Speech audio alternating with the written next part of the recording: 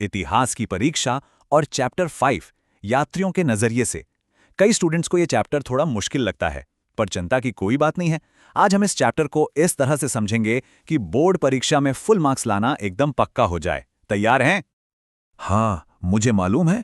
ये चैप्टर देखते ही लगता है कि अरे, इसमें तो कितने सारे यात्री हैं, इतनी तारीख हैं और फिर किताबों के नाम अल बिरूनी, इब्न बतूता, बर्नियर। लगता है कि कितना कुछ रटना पड़ेगा, है ना? पर यकीन मानिए, ऐसा बिल्कुल नहीं है। अगर सही तरीका पता हो तो इस चैप्टर से नंबर स्कोर करना सबसे आसान है। तो हमारी स्ट्रैटेजी क्या होगी? देखिए, हम पूरे चैप्टर को एक स्मार्ट तरीके से देखेंगे। हमारा मेन फोकस होगा सिर्फ 3 लोगों पर। ये 3 हमारे स्टार यात्री हैं, जिनके इर्द गिर्द ही बोर्ड परीक्षा के सारे सवाल घूमते हैं। तो चलिए शुरू करते हैं हमारे पहले और सबसे इंपॉर्टेंट मतलब सबसे हाई वेटेज टॉपिक से, अल बिरूनी। ये नाम तो दिमाग में बैठा लीजिए। ये 11वीं सदी में उज़्बेकिस्तान से भारत आया था और यहां से सवाल आने का चांस मान लीजिए 99% होता है। तो आखिर ये अल बिरूनी था कौन और उसने भारत के बारे में ऐसा क्या लिख दिया जो आज भी इतना जरूरी है? आइए देखते हैं। इस सवाल पर तो आप सब स्टार मार्क कर लीजिए। ये बोर्ड का एक पेटेंट क्वेश्चन है जो लगभग हर साल किसी ना किसी रूप में पूछा ही जाता है। तो चलिए इसका एक ऐसा परफेक्ट आंसर फ्रेम करते हैं कि एग्जामिनर को आपको पूरे नंबर देने ही पड़ें। देखिए, एक फुल मार्क्स आंसर के लिए ये पॉइंट्स आपके दिमाग में छप जाने चाहिए। पॉइंट नंबर 1, वो कहां से आया था? ख्वारिज्म, जो आज के उज़्बेकिस्तान में है। पॉइंट नंबर 2, भारत कैसे पहुंचा? सुल्तान महमूद के साथ एक बंधक के तौर पर। और अब सबसे जरूरी बात, जिसे आंसर में लिखना ही लिखना है, वो है उसने भारतीय ग्रंथों को समझने के लिए संस्कृत सीखी। आप सोचकर देखिए, उस जमाने में ये कितनी बड़ी बात रही होगी। अब आते हैं उसके लिखे हुए ग्रंथ पर, जिसका नाम है किताब उल हिंद। ये नाम तो याद करना ही है। इसके बारे में 2 कीवर्ड जरूर लिखने हैं। पहला, इसकी भाषा एकदम सरल साफ अरबी थी और इसमें 80 चैप्टर्स थे। दूसरा, इसका स्ट्रक्चर, वो बड़ा अनोखा था, लगभग गणित जैसा।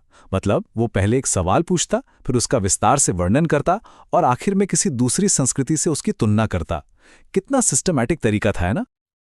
चलिए अब अल बिरूनी से आगे बढ़ते हैं। अपनी टाइम मशीन का गियर बदलते हैं और सीधा पहुंचते हैं 14वीं सदी में। यहां हमारी मुलाकात होगी हमारे दूसरे यात्री इब्न बतूता से, जो मोरक्को से आया था। इब्न बतूता की ये लाइन देखिए।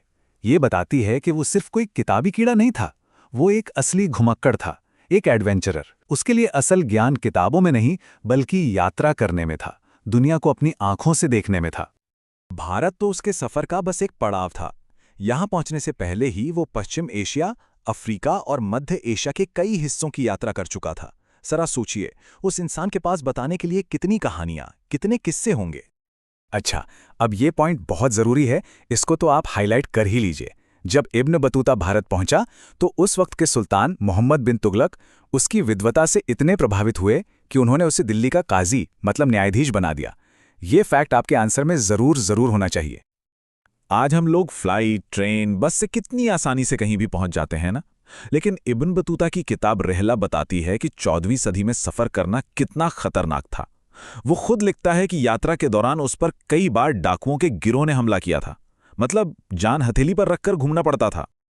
और अब आते हैं हमारे तीसरे और आखिरी यात्री पर, 17वीं सदी का एक फ्रांसीसी, फ्रांसवा बर्नियर। अब इसका नजरिया अल बिरूनी और इब्न बतूता दोनों से एकदम अलग था। क्यों? क्योंकि इसकी एक आदत थी, हर चीज की तुलना करना। बर्नियर भारत नौकरी की तलाश में, यानी अवसरों की तलाश में आया था। और वो था क्या? एक डॉक्टर। इसी वजह से उसे मुगल दरबार तक पहुंच मिल गई।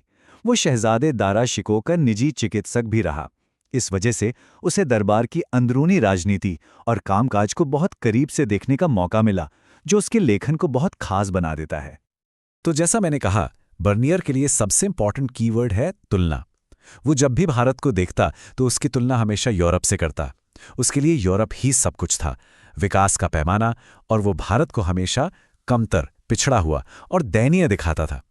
ये बात समझना बहुत जरूरी है, क्योंकि उसकी लिखी किताबों ने ही यूरोप में भारत की एक खास तरह की और अक्सर नेगेटिव इमेज बनाई। चलिए, तो अब हमने तीनों यात्रियों को अच्छी तरह से समझ लिया है। अब बारी है उस मास्टर स्ट्रैटेजी की, जो इन सारी जानकारियों को एक परफेक्ट एग्जाम आंसर में बदलने में मदद करेगी, ताकि एक भी नंबर ना कटे।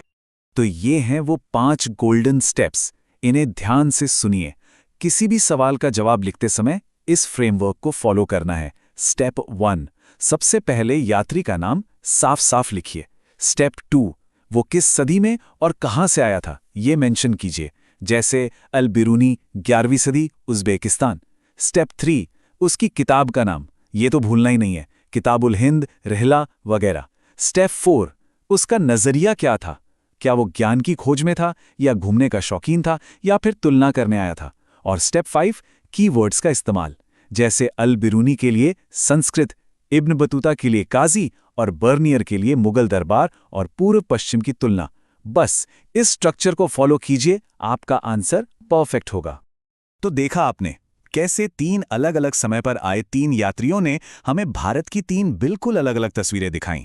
एक ने ज्ञान के नजरिए से देखा, दूसरे ने एक जिज्ञासु घुमक्कड़ की आंखों से, और तीसरे ने तुलना करने वाले आलोचक की दृष्टि से। अब इस चैप्टर से कोई भी सवाल आए, आप उसका जवाब देने के लिए पूरी तरह तैयार हैं। और जाते जाते एक सवाल सोचिएगा जरूर कि अगर ये तीनों आज के भारत में आते तो अपनी किताबों में क्या लिखते।